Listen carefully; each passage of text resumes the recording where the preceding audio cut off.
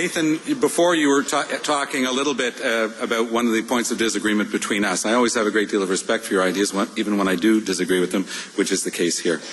I want you to tell us concretely how you would expect NDPers in a Toronto area riding where a Liberal held sway for years that's just gone Conservative. That Liberal sells a bunch of memberships, wins the nomination. Are you really expecting the NDPers who got 28% in the last election to rally behind the Liberal? That's your idea? Well, I'm confused by the newt comment. I'll let it pass, because that'll get me really upset. Here's the proposal specifically, and I appreciate the question. In Conservative-held seats, of which there are more than 160 across the country, I would allow the local New Democrats to make a decision as to whether it's to our advantage and to the country's advantage to hold joint nomination meetings between us and other parties.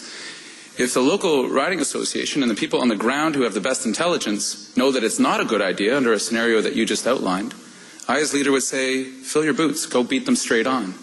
But that's my vision of leadership. I have faith in our people to make that decision and to win those elections. But politics is about the real world, Nathan. And that's what we've got to look at here. If I thought that the NDP couldn't win in Quebec, I would have never taken up the challenge of running in Outremont. I became the first NDPer ever in our party's history to win in a general election because I had faith in Jack's vision and our vision of ourselves. Why don't you think it's enough to get progressives to rally around our banner? Why would you shoot for the bronze medal when you know that Canadians share our goals, share our vision? The majority of Canadians have voted for a more progressive country. 39% voted for Harper, but the rest want a more progressive Canada. Why not believe in ourselves? Let's all recognize the thing that we know, that the current voting system we have in this country is broken and flawed. And the first bill that I would introduce as Prime Minister is to change that voting system to a more progressive, mixed-member proportional system, so that when people vote, they get the government that they want. Secondly, no one can question my faith in this party.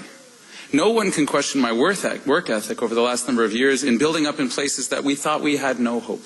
I believe in that vision, but I also believe in our people. I believe in that majority of progressive Canadians who want to get something done, and I am included in that group. Thank you, Mr. Cullen. Ms. Peggy Nash has the next question.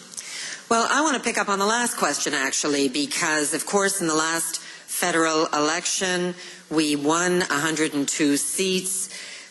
We came second in over 100 ridings. Yes, our goal is to win the next election, but I fundamentally disagree with asking the people who have worked all their lives for social democracy, in some cases, to not have a democratic choice and to work for and vote for another party. So my question is to you, Nathan. What makes you think you can keep building our party when we're might be asking our activists to vote for another party? Well, I would never ask activists to do anything of the sort. I have, as I just said to Tom, incredible amount of faith. I talked to some people, senior people in this party who said, not so sure about your plan. And I said, that's fine, you can disagree. And I said, what's the problem with it? And they said, well, you're letting the members decide. A senior member of our party. I fundamentally disagree with that belief in leadership. My belief in leadership is that I trust you to make decisions that will work for you and the communities that you represent. May 2nd changed everything for politics in this country, for us as New Democrats, but also for the country, because we have a majority Conservative government that we are now facing. But Nathan, with your plan, you would take away the democratic right of Canadians, in some cases, to vote for the party of their choice. We had a historic breakthrough in the last election. Why not build on that? Let's not look in a rearview mirror. Why not build on that? And let's say to Canadians, this is your golden opportunity to vote for us. And after the next federal election, we will bring in proportional representation. And then every vote in this country counts. Isn't that a better system? Wouldn't that be better for all Canadians? Here's the interesting thing. In the place that I represent in northern BC, when we traditionally run traditional campaigns, we get about 15% of the vote. In the last election, after my 4th victory there, our team was able to gain more votes than anybody ever had in its history. And we don't do that by yelling at people who occasionally voted Liberal or occasionally voted Green. We say that there are things that unite us in common. To deal with the environment, to deal with all these social issues that we're talking about up here. I haven't heard another candidate point out that path to victory yet.